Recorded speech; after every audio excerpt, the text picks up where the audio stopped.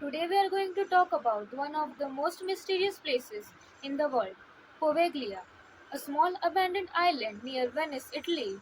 Over the years, it became famous for its dark history and chilling ghost stories, earning a reputation as one of the world's most haunted islands.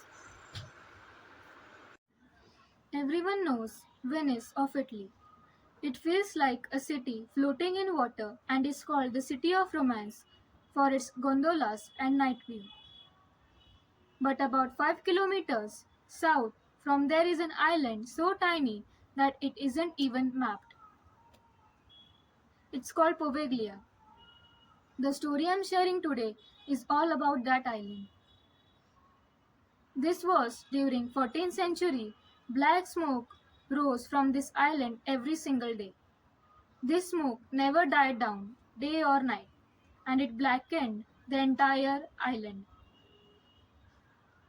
From afar, it looks like a dense fog, but up close, it reeked of an unfamiliar stench. It became so common that the passing fishermen would mutter, "Another burning." Wonder how many today? Because what was burning there were all human corpses, hundred of them every day. Have you ever heard of Black Death? It's the plague that wiped out a third of Europe. People's body would swell up, bloody sores would burst, and limbs would rot black before they died. As things got out of hand, the Venice government grew terrified. They thought keeping the infected in the city would be the end for everyone. So they decided to banish the sick to that island. They brought in the living and the dead too. Later, they didn't even separate the living from the dead. They just turned everyone together since they were going to die anyway. A staggering 160,000 people vanished like that. But burning bodies leave behind dark ashes. That ashes blew in the wind, mixing with the dirt to become dust. So people dying on the island were inhaling burnt ashes of others with every breath they took.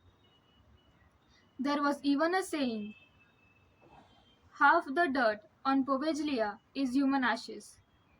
Time passed. In 1922, a quarantine facility was built on this isolated island.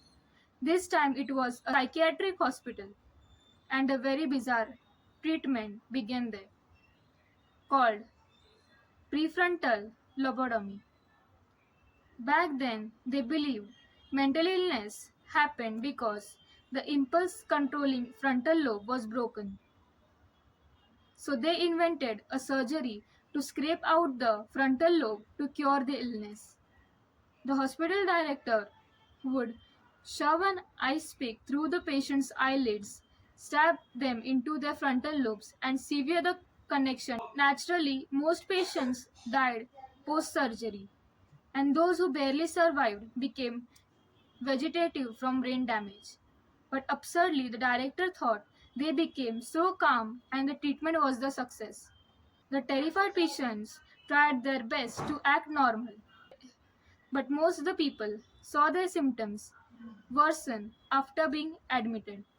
And soon the patient started saying strange things like a blackened, rotten figure is following me in the hall.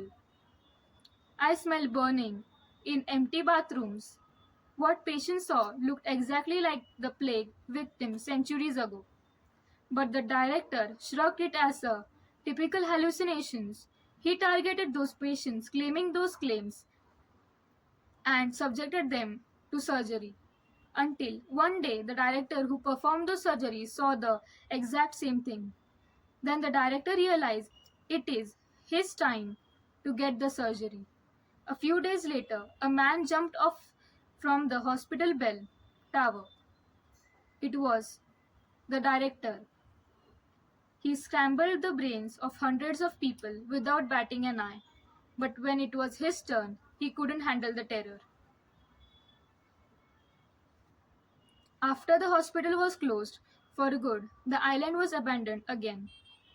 Since it was close to tourist areas, there were attempts to develop the island, but the people who visited the island came with random scratches and claimed dark figures following them, so their construction constantly put on hold. Fast forward to 2025, only then did parts of islands open as a public park.